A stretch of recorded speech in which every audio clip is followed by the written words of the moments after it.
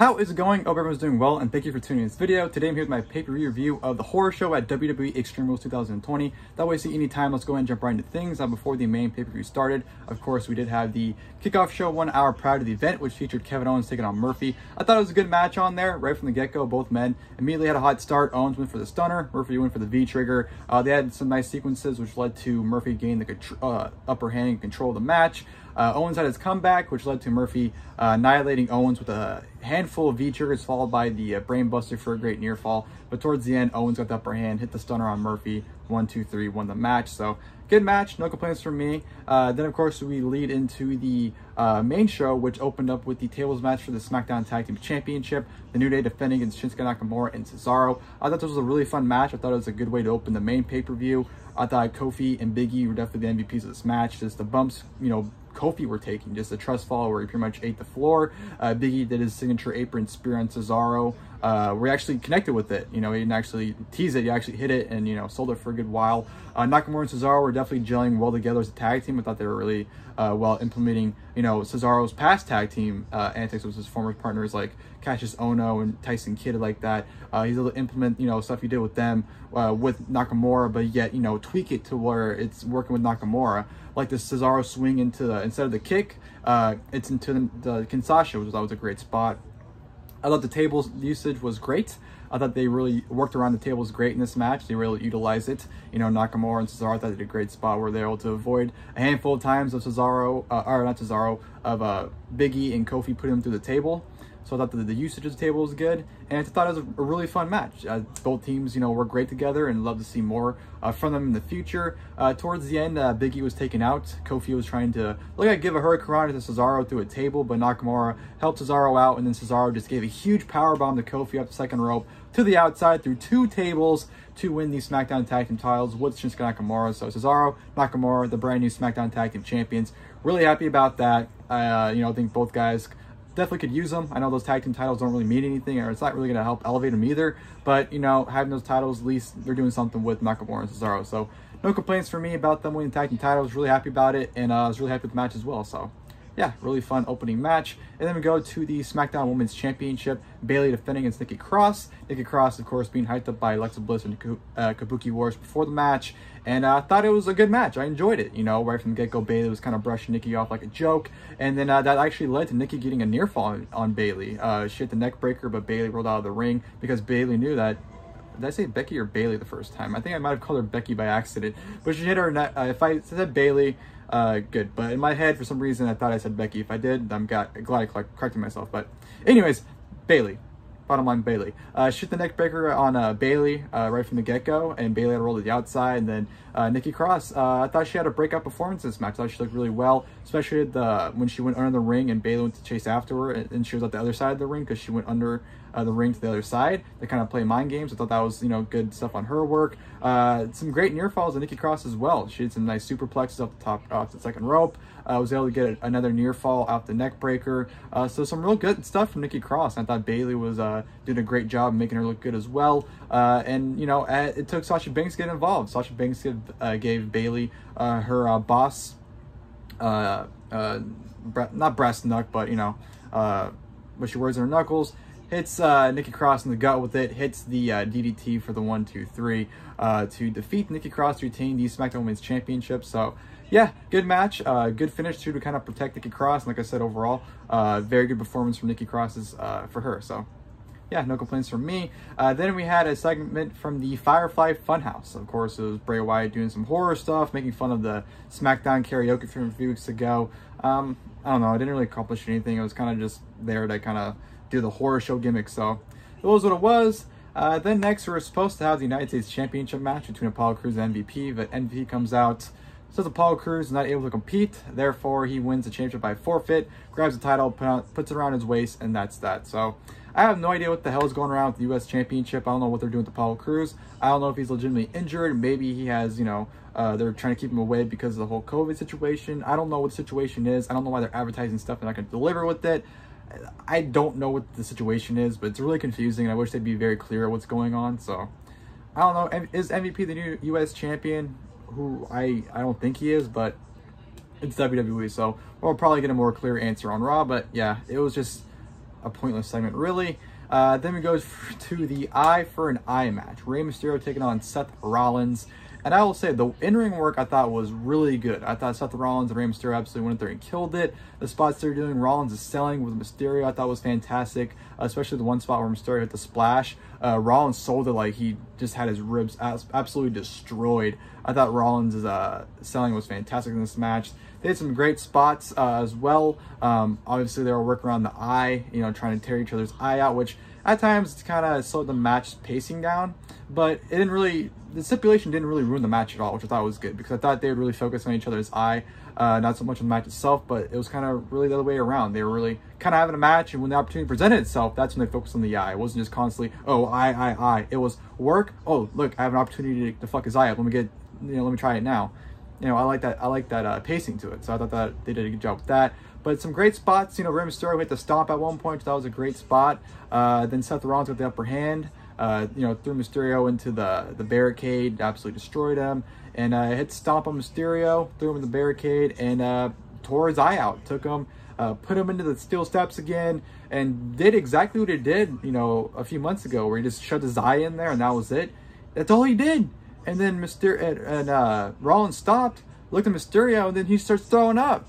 And the referee goes, okay, match is over. So the best part is there's a shot where you can see a bulging eye out of Mysterio's mask. It looks so fucking bad, but it's so hilarious. So no CGI, no nothing, just a finish. It was just, all right, the match is over. His eye is out. But there was nothing. How did his eye come out? He just shoved his eye in the corner and that was it. He literally did the same exact thing he did like 2 months ago, yet his eye was still in there. What made this time any different? So that's why I didn't like the finish at all. I thought would have been really cool was Rollins hitting the curb stomp onto Mysterio onto the corner, have him put his eye in there, hold his head, and just fucking stomp his head right into it. That could have been the finish. That way his eye would have been destroyed, and that would have been believable. But no, they pulled the bullshit where he just holds his head down and just, you know, oh, your eye popped out. He's gonna puke. I hope everyone got that reference. If you don't, then we'll do some research. But yeah, I thought it was a great match despite the lame finish. But yeah, really enjoyable. Not sure if Mysterio's out for good, if he's just out for the time being. But you know, Mysterio no longer has his right eye, so yeah, that happened. But yeah, like I said, still a great match. Speaking of great match, we're going to which I thought was match of the night, the Raw Women's Championship. Asuka, of course, defending against Sasha Banks. These two women went out there and tore the fucking house down. What a story these two women out there had. The only gripe about this match, of course, was the finish. But you know what? It does not ruin the rest of the work that happened prior to it. I thought it was a fantastic match. Sasha was just taking bumps left and right, man. The way she was landing on her bumps, she's really trying to give Kota Ibushi a run for his money, man, in terms of the unnecessary like neck bumps and back bumps she was taking in this match. And she was bumping around like crazy when Asuka hit the hip attack. She literally would fly out of the ring. She did an excellent job selling. Asuka was really laying her shit in as well. They did some great exchanges. You know, Bayley tried to get involved where she threw the title in the ring to help distract. Well, she threw the title in the ring, then distracted the ref and hoped Sasha would use the title to hit Asuka, but it didn't work out in her favor. Kyrie gets involved, but Bayley takes her out. Then towards the end, Asuka ends up missing the referee when she goes to do it on Sasha. The referee gets taken out at that point because of the mist. Bayley ends up clocking Asuka with the women's tag team title, and then Bayley just rips the ref's shirt off, throws on herself, counts the pin for Sasha on Asuka, and then claims her to be the Raw Women's Champion. So that was the finish, and they're going with it. And it's unclear if Sasha won or not. I mean, Bayley said she won, but there's no official decision. They completely pulled the WCW Nitro, man. This is exactly... I saw this happen exactly in my WCW 1998 pay-per-view rewind, where I think it was Jericho and Malenko, where they're like, oh, they did a finish where the referee really wasn't involved, so they did like a non-official decision, but the whole hype was, oh, tune into Nitro to see the decision. They didn't really do that here because they didn't say tune in tomorrow to see what happens, but they pretty much, that's what they're implying, you know, by doing that, by booking that, is to tune in and see what happens. But I don't know, I just really wish it was clear-cut winner. There was no reason to have Bayley do it. If you're going to do that, I saw the idea on Twitter, she should have grabbed the referee and then forcefully made him count the 3 count. That's what they should have done, not have Bayley put the referee shirt on, say she's the ref and do it. I thought that was a terrible decision, but like I said, does not ruin the rest of the body work that was the match itself. The match itself, like I said, was great. These two went out there and told a tremendous story. It was a hell of a match. Hell of a bump taking by Sasha. And, they proved why they're two, if not the best two women's wrestler in the world today. So, yeah, great match that just unfortunately had a horrific finish. So, what can you do about that? And then, of course, we go to the WWE Championship match. Drew McIntyre defending against Dolph Ziggler. Ziggler comes out, and he actually has a stipulation that made fucking sense. It's Extreme Rules, but only for him.